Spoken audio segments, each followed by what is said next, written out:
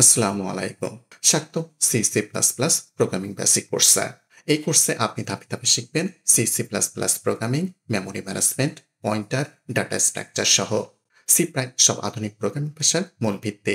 Java, Python, C plus plus, C sharp ইত্যাদি অনেকটাই C এর ধারণার উপর নির্মিত। সি সি প্লাস প্লাস শেখার মাধ্যমে আপনি কম্পিউটারের ভিতর কাজ বুঝতে পারবেন এবং কোডিং, ইন্টারভিউ ও সমস্যা সমাধানে আরো দক্ষ হবেন। এটা আমাদের পূর্বের টিউটোরিয়ালের ধারাবাহিক অংশ। যারা এখনো আগের ভিডিওটি দেখেননি তাদের প্রতি অনুরোধ, পূর্বের ভিডিওটি আগে দেখে নিন, তাহলে এই অংশটি আরো ভালোভাবে বুঝতে পারবেন।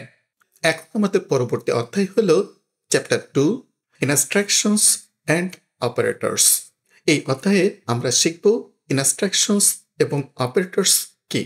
আমরা গণিত সম্পর্কিত অনেক নিউমেরিক্যাল জিনিস করব এবং নতুন অনেক ধারণা শিখব। যদি তথ্য অনেক থাকে চিন্তার কিছু নেই, কারণ সবকিছু একসাথে মুখস্থ করার দরকার নেই। আপনাদের জন্য নোটস দেওয়া থাকবে। তাহলে চলুন শুরু করি এই অধ্যায়টি। প্রথমেই আমরা শিখব সি ল্যাঙ্গুয়েজে ইনস্ট্রাকশনস কি। ইনস্ট্রাকশনসের মূল সংজ্ঞা হলো এগুলো একটি প্রোগ্রামের স্টেটমেন্টস বা নির্দেশনা। এ পর্যন্ত আমরা সি প্রোগ্রামে যা লিখেছি প্রতিটি কোড ছিল একের পর এক ইনস্ট্রাকশন বা স্টেটমেন্টের ধারাবাহিকতা। যখনই আমরা কোনো সিকোয়েন্স অফ ইনস্ট্রাকশনস বা নির্দেশনার ধারাবাহিকতা দেখি, যেমন ধরুন আমাদের যদি ম্যাগি রান্না করতে হয় তাহলে কি কি ধাপে কাজ করতে হবে। প্রথমে পানি ফোটাতে হবে, তারপর ম্যাগি দিতে হবে এবং সেটা গরম হতে দিতে হবে। এরপর আসল ম্যাগি মশলা দিতে হবে। অথবা যেমন চা বানানোর ক্ষেত্রে পানি দিন, চা পাতা দিন, তারপর ফুটতে দিন, এরপর সেকে নিন, তারপর দুধ দিন এবং চিনি দিন। এই সবই হলো সিকোয়েন্স অফ ইনস্ট্রাকশনস, অর্থাৎ একটার পর একটা নির্দেশ যা অনুসরণ করে কাজ সম্পন্ন হয়। এখন যখন আমরা টাইপস অফ ইনস্ট্রাকশনস পড়ি তখন আমরা তিন ধরনের ইনস্ট্রাকশন পাই। প্রথমত টাইপ ডিক্লারেশন ইনস্ট্রাকশন, দ্বিতীয়ত অ্যারিথমেটিক ইনস্ট্রাকশন, তৃতীয়ত কন্ট্রোল ইনস্ট্রাকশন। এই তিনটি ইনস্ট্রাকশনের কাজ আলাদা এবং তাদের নামের মধ্যেই তাদের কাজের ইঙ্গিত পাওয়া যায়। তাই এগুলো মনে রাখা খুব একটা কঠিন নয়। প্রথমে যদি আমরা টাইপ ডিক্লারেশন ইনস্ট্রাকশন নিয়ে কথা বলি, তাহলে টাইপ ডিক্লারেশন মানে কি বোঝায়? এর মানে হলো কোনো ভ্যারিয়েবলকে তার ডেটা টাইপ সহ ঘোষণা করা। অর্থাৎ যখনই আমরা এমন কোনো স্টেটমেন্ট লিখি যেখানে আমাদের একটি ভ্যারিয়েবল তৈরি করতে হয় এবং তার টাইপ যেমন ইন্ট, ফ্লট, ক্যার ইত্যাদি ঘোষণা করতে হয়, সেটাকেই বলা হয় টাইপ ডিক্লারেশন স্টেটমেন্ট। আমরা অনেকদিন ধরে আমাদের সি কোডে এই ধরনের স্টেটমেন্ট লিখে আসছি।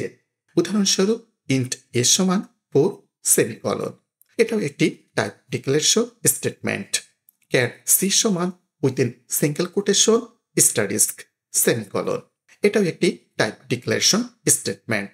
তবে এখানে আমরা অনেক সময় একটি ছোট ভুল করে ফেলি। আমরা একটি রুল ভুলে যাই।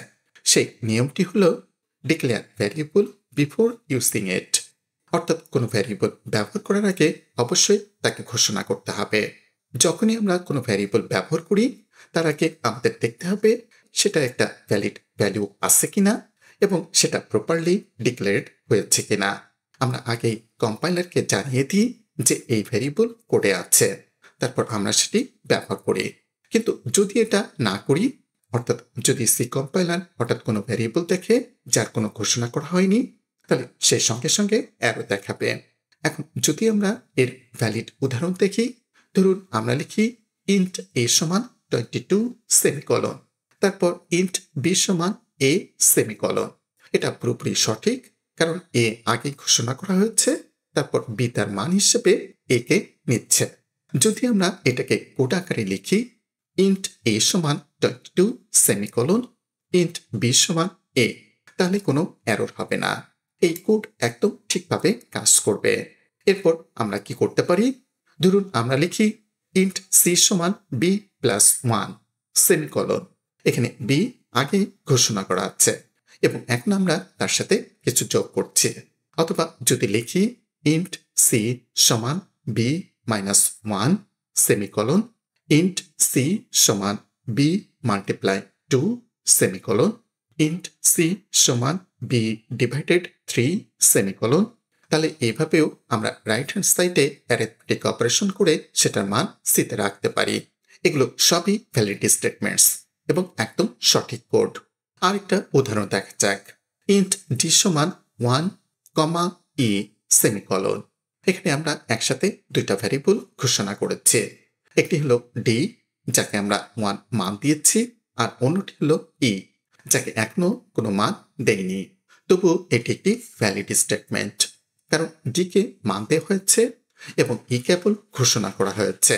যদি আমরা এটি কোড আকারে লিখি, ইন্ট ডি সমান 1, ই সেমিকলন, তাহলে এটি পুরোপুরি সঠিক।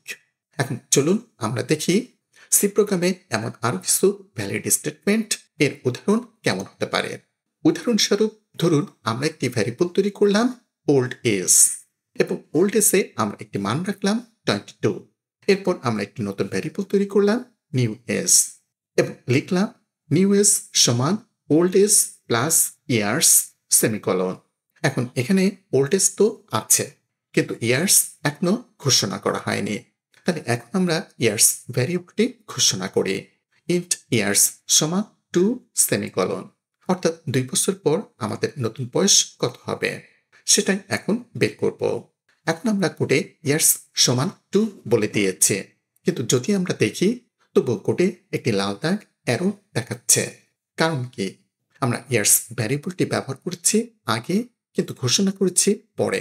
অর্থাৎ সিতে কোনো ভ্যারিয়েবল ব্যবহার করার আগে তাকে ডিক্লেয়ার না করলে এরর আসে। তাহলে কম্পাইলার কি করে? Compiler line by line code পড়ে। প্রথম লাইনে দেখে ওল্ড এজ নামে একটি ভ্যারিয়েবল আছে যার মান 22। পরের লাইনে দেখে নিউ এজ নামের একটি ইন্ট ভ্যারিয়েবল যার মান হচ্ছে ওল্ড এজ প্লাস ইয়ার্স।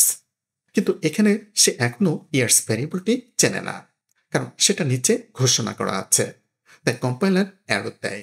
সমাধান হলো ইয়ার্স ভ্যারিয়েবলটিকে তার ব্যবহারের আগেই উপরে ডিক্লেয়ার করতে হবে। তাহলে এটি হবে একটি ভ্যালিড স্টেটমেন্ট এবং আমাদের টাইপ ডিক্লারেশন স্টেটমেন্টস কোনো এরর দেবে না। এখন আরেকটি ভ্যালিড স্টেটমেন্ট দেখি। আমরা একসাথে একাধিক ভ্যারিয়েবল ডিক্লেয়ার করতে পারি, যেমন ইন্ট এ, বি, সি সেমিকলন। এরপর আমরা তিনটির মান একসাথে দিতে পারি। এ সমান বি সমান সি সমান 1 সেমিকলন। এখন প্রশ্ন হলো এই মানটা কিভাবে আসছে? এটা এমনভাবে কাজ করে, প্রথমে সি কে মান দেওয়া হচ্ছে 1, তারপর সেই মান বিতে যাচ্ছে, তারপর সেই মান এতে যাচ্ছে। অর্থাৎ এটি ডান দিক থেকে বাম দিকে মান অ্যাসাইন করে। এই ধরনের স্টেটমেন্ট সিতে পুরোপুরি বৈধ বা ভ্যালিড। যেমন int x, y, z semicolon. X সমান ওয়াই সমান জেড সমান 4 সেমিকলন। এটা সঠিকভাবে কাজ করবে। তবে চাইলে আমরা ডিক্লারেশনের সময় মান দিতে পারি। ইন্ট এক্স সমান 4, ওয়াই সমান 4, জেড সমান 4 সেমিকলন। এটাও ভ্যালিড স্টেটমেন্ট এবং প্রোগ্রামে ঠিকঠাকভাবে চলবে। অর্থাৎ আমরা যখন লিখি এইটা সমান এইটা, তখন অনেক সময় মনে হয় আচ্ছা এক লাইন স্কিপ করে সরাসরি লিখলেই তো হয়, অতিরিক্ত লাইন কেন লিখবো? কিন্তু এখানেই সমস্যা শুরু হয়। এই কারণে রেড লাইন বা অ্যারো দেখায়।